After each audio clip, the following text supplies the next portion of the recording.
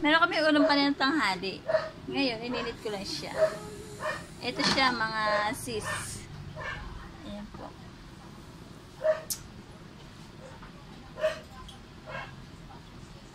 Inano natin kasi nagbuo-buo yung sabaw niya. Kaya, kasi sa amin. Pero dahil nag-ano kami ngayon mga girls,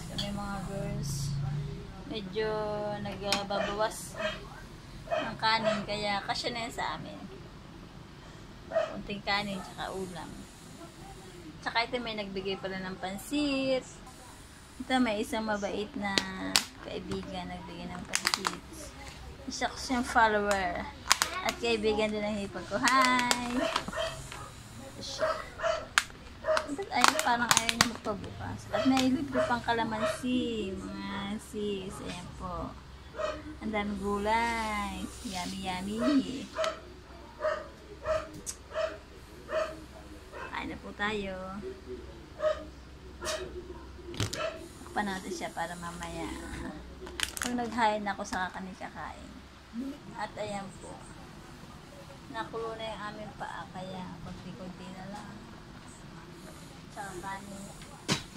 Ito lang kanin.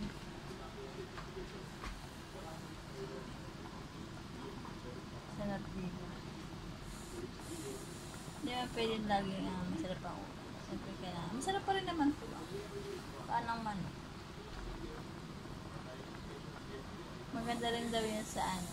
Ayan, pinakuloan pa ng manok. Maganda rin sa digestion ng mga alagang hayop.